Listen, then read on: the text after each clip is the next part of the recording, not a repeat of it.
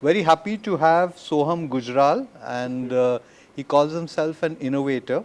We'll come to that, and but more importantly, congratulations Thank you so much. for a Thank you. PrintWeek Award, which is sort of tough space that you're Yes. operating in. Yes. And so, first and foremost, how are you going to celebrate, and what does it mean to you? Yeah, Oh, it means so much to me. I mean, me and sure. my entire team, I've come here with my I know. teammates. Yeah. Uh, I don't know how I'll celebrate, but we are damn excited for the award. Right, right. Uh, Oh, you have to also share with me a little bit because I haven't visited your factory in Balagad, which is what we were sharing a short while ago. So, if you can just, for the benefit of our viewers, let us know two things: who and what is Unidos, and what exactly is the magic that you create, and how do you do that, and what do you do differently? okay. So we're a team of about 80 people Wow. Okay. in Ballabgarh, that's near Faridabad. G.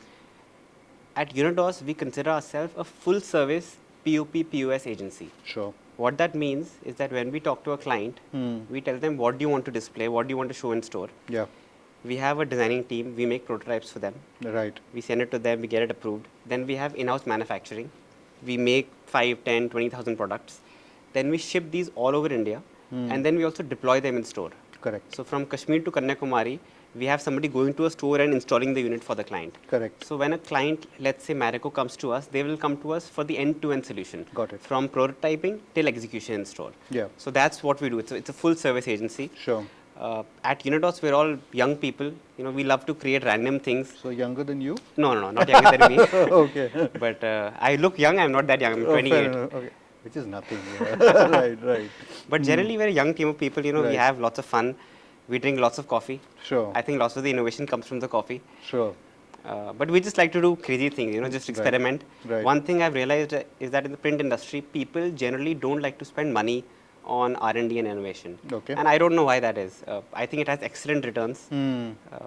I think spending money on R&D is the best thing that you can do. Sure, sure. So- So again, just to rewind a little, I mean, POP POS is a tough space. I mean, and obviously when COVID happened, and the entire sort of there was a kind of a clampdown, and people couldn't move around, and the space got segmented. So you were in the industry at a time when it was probably at its toughest. So what changed, and what exactly have you done in a way to reboot, recalibrate, and then become what you have? Yeah. I think we started right around 2019, 2020, Correct. which was right before COVID. Yeah. To some extent, I say that we got lucky.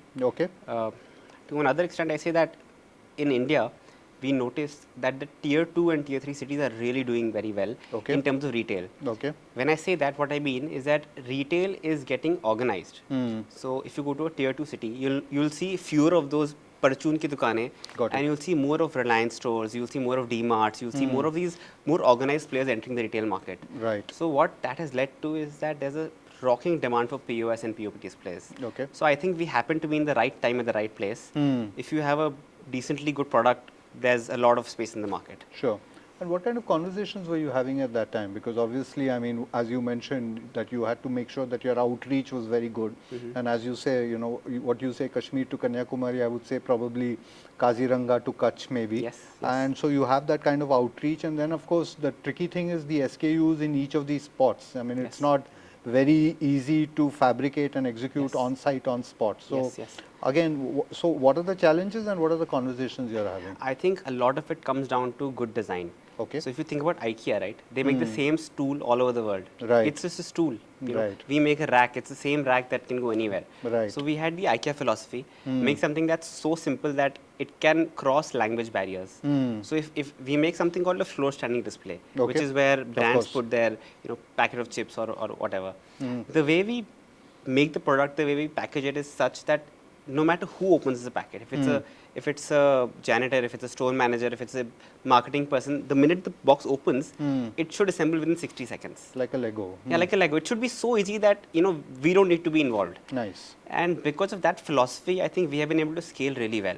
So we have one manufacturing facility, and from there we can cater pan India. Sure, fantastic. So when you said R&D a short while ago, what do you mean? Again, is it the focus is only on sort of ergonomic design, or are you also playing around with material? Because that seems to be the crux of POP POS, material science, structure. I think it's 50-50. 50% it's getting the right materials. Okay. and 50% is getting the right engineering. Because the engineering of how you fold and pack and ship a large display into a smaller display is quite complex. Sure. And you have to, even now, like after making thousands of displays, we still have to make 4, 5, 6 samples to get something right. And I think that's just something that you have to accept, and that's the way you innovate. Yeah. But new product developments, does that still take the time that it takes, or is virtual prototyping? I thought that, once we have like 15 SKUs, the 16th one will come faster. Right. We have not succeeded in that yet. Scratch. But I think that's the beauty of it. Right. When we approach a client, we don't sell them something from our existing inventory. Right. Our pitch is that, if you want to sell this bottle, we'll make something customized for this bottle, for your need, for your exact purpose. Right. And I think that's something that's really helped us. So it's like Virat Kohli, every time he goes out to bat, is starting from zero. There's no this thing for him. Good. There's something, again, I wanted to ask. It says in your visiting card, innovator, which I kind of like. So you have, why have you used that word, and what is the rationale behind it? I thought, let's do something different. I've been trying to do something different. Okay. But I think it's wrong of me to call myself something. Okay. I'll start with that. Right. But I do think that if I don't become that person, then we'll fail as a company. Sure. The only way to go forward is you continuously innovate, because there are so many players in the market. If not me, then somebody else will step in. Got it.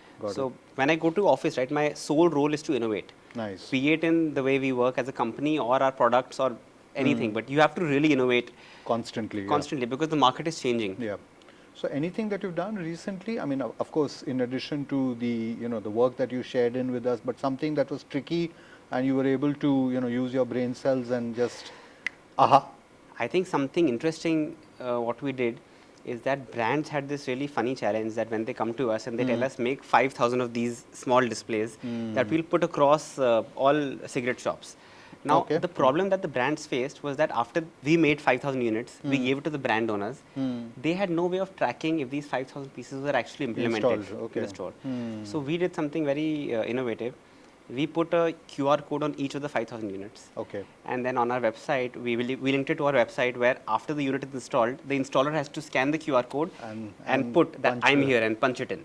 So this way, we were able to give a live dashboard to our clients that see, like, out of your 5,000 units, 3,784 installed. Nice. 47% is done in Maharashtra, 33% are done here. This location, nothing is done. Poke your team. Yeah. Or poke our team. In some cases we install, in some cases they install. So intelligent track and trace. I think that is something that's really helped us. It's a good service that all clients should and have. it also cleans up the industry. It's also a kind of murky space. In that sense. There was lots of dirty stuff happening before this. Of course. So hanky-panky removed. Again, final question to you is that, I mean, you're a computer science trained proficiently, and you did your stint in the US and then worked. So talk us through that. What did you do there in New York with Xerox, and then the big shift, and why did you make that big leap? So I studied in America. I did my bachelor's in computer science. Right. And then I started working in Xerox as a software engineer. Right. I worked there for 1 year. Nice.